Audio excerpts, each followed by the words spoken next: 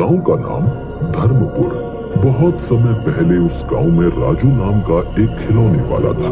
वो बाजार में अच्छे खिलौने बेचा करता था।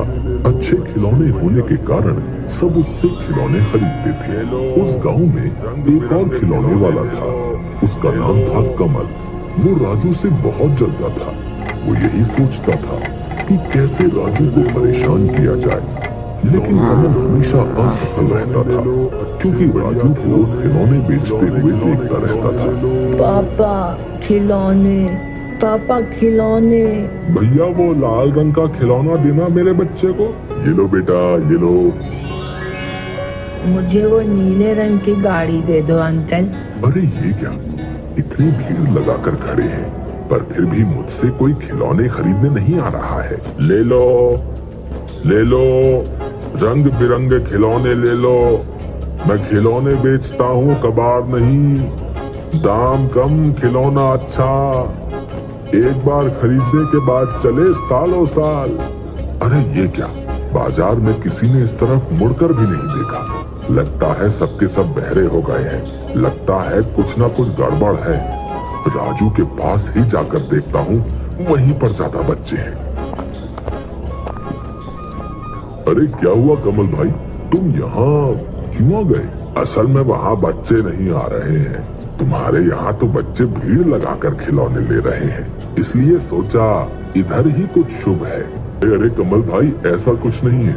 असल में बात ये है कि लोग पैसा देकर अच्छा सामान खरीदते हैं। तुम भी अच्छे खिलौने दो तो बच्चे भी तुम्हारे पास भीड़ लगाकर खिलौने खरीदेंगे। हाँ बेटा, तुम्हें कौन सा खिलौना चाहिए? अंकल वो हरा वाला। देखो कमल भाई, मैं सबको अच्छे खिलौने ही बेचता हूँ। हाँ, लेकिन मुझे थोड़ा कम लाभ होता है। लेकिन ज्यादा लाभ के चक्कर में कहीं कुछ भी ना मिले तो फिर कमल खिलौने वाला सोचते हुए बोलता है, बड़ा ज्ञान देने वाला बन रहा है। रुक, तेरा ज्ञान निकालता हूँ। कमल भाई, तुम यहाँ पर खिलौने बेचो और मैं तुम्हारी जगह जाकर खिलौने बेचता हूँ। ठीक है कमल भाई? जैसे तुम्हारी मर्जी राजू। फिर ये मत कहना कमल ने मेरे ग्राहक छीन लिए। दोनों हल्की सी हंसी हंसते हैं। नहीं कमल भाई, कोई किसी का भाग्य नहीं छीन सकता, तुम निश्चिंत रहो। दोनों ने अपनी अपनी जगह बदल ली। एक बच्चा दौड़ कर आता है।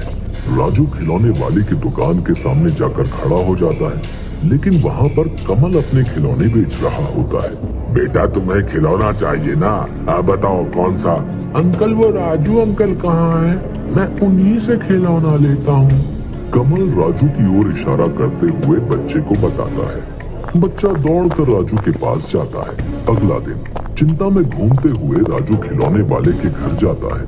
तभी वो देखता है कि राजू अपने खिलौने बेचने के लिए तैयार कर रहा है और तभी राजू खिलौने वाला किसी काम से बाहर जाता है और कमल चुपके से उसके घर में घुस जाता है। फिर वो कुछ खिलौने खराब कर देने के बाद जब अपने घर वापस जा रहा होता है तो एक बच्चा उसको भागते हुए देख लेता है। अरे ये तो कमल खिलौने वाला है, लेकिन ये भाग क्यों रहा है? उसी दिन बाजार में बच्चा, अंकल मुझे वो हाथी देना।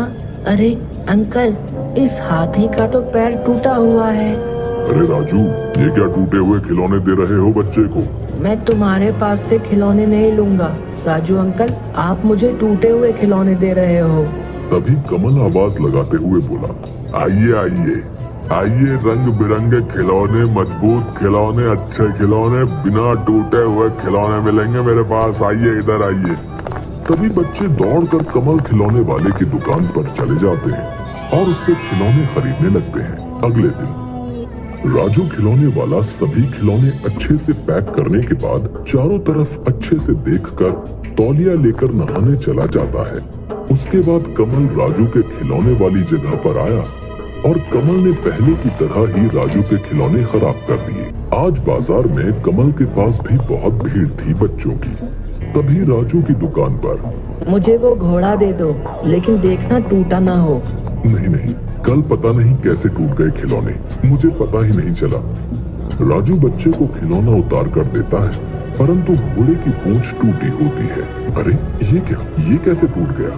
अंकल देखो, घोड़े की पूंछ टूटी हुई है। लेकिन टूटी कैसे? ये सही है, कल हाथी आज घोड़ा रोज टूटे खिलौने दे रहे थे, क्यों अंकल, ऐसे खिलौने क्यों दे रहे हो आप हमें? राजू के सभी बच्चे जो उससे खिलौने खरीदते थे वो सभी कमल से खिलौने खरीदने लगे। सभी ने राजू को ठग और झूठा समझना शुरू कर दिया और इधर कमल तरक्की कर रहा था। ये सब देखकर राजू चौंक गया और राजू खिलौने वाला मन ही मन सोचने लगा, ये कमल का ही काम है, लेकिन साबित नहीं कर पाऊंगा। अगर मैं सच्चा हूं तो एक दिन सबको सच जरूर पता चल जाएगा। कमल खिलौने वाला इसी मौके की तलाश में था। फिर वो मिट्टी के खिलौने बिना पकाए उन पर रंग करके बेचने लगा और लोगों को ठगने लगा और बच्चों को पागल बनाने लगा। अगले दिन हंसते हुए कमल खिलौने वाला अपने घर अरे सुनती हो, कहाँ हो? खिलौनों को अच्छे से रंग करो। मैं बाजार जा रहा हूँ किसी काम से। आज तो मैं बाजार में अकेले ही खिलौने बेचूंगा। अच्छा सुनो, आज अगर सारे खिलौने बिक गए ना तो कल हम और ज्यादा खिलौनों पर रंग करेंगे। ज्यादा गड़बड़ के चक्कर में पकड़ में मत आ जाइएगा। तुमने क्या मुझे कच्चा खिलाड़ी समझा है क्या? हम खिलौनों पर ऐसे रंग करेंगे कि ना किसी को पता चलेगा कि खिलौना कच्चा है क्या पक्का है। कोई समझ ही नहीं पाएगा और मुझे लाभ ही लाभ होगा। ये बोलने के बाद कमल जोर जोर से हंसने लग जाता है। अच्छा सुनो, फिर तो आप सुनार से कहकर मेरे लिए एक हार तो बनवा देंगे ना? बताइए ना। बनवा दूंगा, तुम थोड़ा सब्र रखो। है, समझ गई? कमल की पत्नी गीता ने खिलौनों पर अच्छे से रंग किया। उसके बाद कमल खिलौने लेकर बाजार की ओर जाने लगा। रास्ते में कमल को राजू मिला। अरे राजू, बाजार नहीं जाओगे? नहीं, मैं बाजार नहीं जाऊंगा। मैं उसी दिन बाजार जाऊंगा जिस दिन गांव वाले मुझे बुलाएंगे। राजू दूसरे गांव में गली गली घूमकर अपने खिलौने बेचने लगा। वो जोर जोर से आवाज लगाता। धूप से, गर्मी में उसे बहुत कष्ट होता था, पर इसके अलावा राजू के पास और कोई दूसरा रास्ता नहीं था।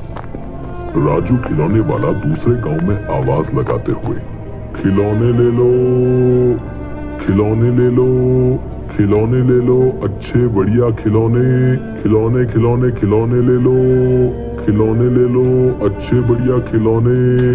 कमल रात को घर में लाभ के पैसों का हिसाब कर रहा था और कमल की पत्नी लालची नजरों से देख रही थी। कमल हंसते हंसते कहता है, अरे सुनो गीता, आज सारे खर्चे को छोड़कर लाभ हुआ है 700। कल और ज्यादा खिलौनों पर रंग करना पड़ेगा। आज खिलौने कम पड़ गए बाजार में, सभी बच्चों को नहीं दे पाया। अच्छा सुनो, अपने कालू सुनार से कह तो दिया है ना? कह दूंगा जी, कह दूंगा। महीने के आखिर में ही कहूंगा। काम थोड़ा जमने तो दो। अगले दिन बाजार में, मुझे वो गाय चाहिए काले रंग की।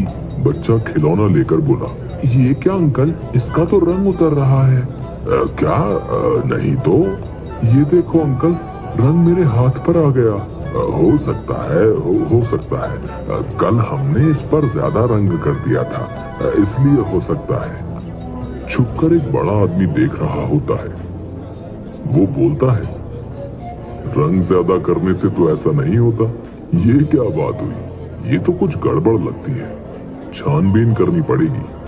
वही आदमी राजू को मिलता है रास्ते में। क्या राजू भैया, बाजार में नहीं बेचते अब खिलौने? नहीं भाई, पता नहीं क्या से क्या हुआ, कुछ भी समझ नहीं पाया।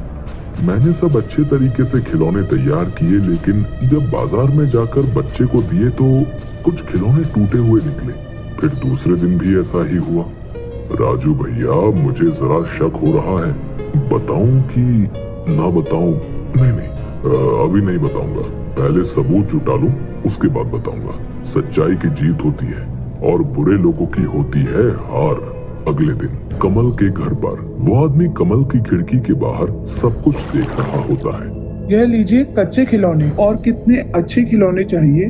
अरे सुनो, आज बहुत सारे बच्चे होंगे, सबको खिलौने देने होंगे। रंग तो कम है, आज रंग में पानी मिलाते हैं। आदमी मन ही मन, अच्छा रुको बच्चों, रुको, तुम्हें अभी मजा चखाता हूँ। आदमी चिल्लाने लगता है, अरे कोई है? अरे सबके सब कहाँ गए? अरे कोई है? अरे सब कहाँ हो? देखो कमल भाई क्या कर रहे हैं, देखो देखो। इतने दिनों से तुम लोगों ने कच्ची मिट्टी खरीदी है और पक्की मिट्टी का भाव दिया है। देखो देखो कमल भाई क्या कर रहे हैं। कमल और कमल की पत्नी पंचायत में सिर झुका के खड़े हैं। जिन लोगों ने कमल से खिलौने खरीदे थे वो भी खड़े हैं। पंचायत में आदमी बोलता है, कमल भाई ने राजू भाई के खिलौने खराब किए, क्योंकि उस आदमी ने कमल को राजू के घर से भागते हुए देखा था। छी कमल छी, बच्चों के खिलौनों में मिलावट करता है। सुनो तुम्हारी सजा है, तुम्हें तुम्हारा सिर मुंडवा कर, मुंह काला करके गधे पर बैठा कर पूरे गांव में घुमाया जाए और तुम्हारे सीने पर एक कागज पर लिखा जाएगा कि मैं बेईमान और लालची हूँ और राजू को खबर भिजवाओ। कल से वो बाजार में खिलौने बेचने के लिए आ सकता है। गधे की पीठ पर कमल बैठा शर्म से है सर नीचा और मुंह है काला। गांव वाले राजू के पास आए और बोले, राजू भाई आप ही बाजार में खिलौने बेचिए, हमारे बच्चों से गलती हो गई। राजू आसमान की तरफ देखने लगा और उसकी आंखों में आंसू आ गए। गांव वालों की नजर में अब वो चोर नहीं रहा। गांव के सभी लोगों ने राजू से माफी मांगी और अपनी भूल स्वीकार की। अब राजू के चेहरे पर मुस्कान आ गई। जो सच्चा है उसकी विजय जरूर होती है।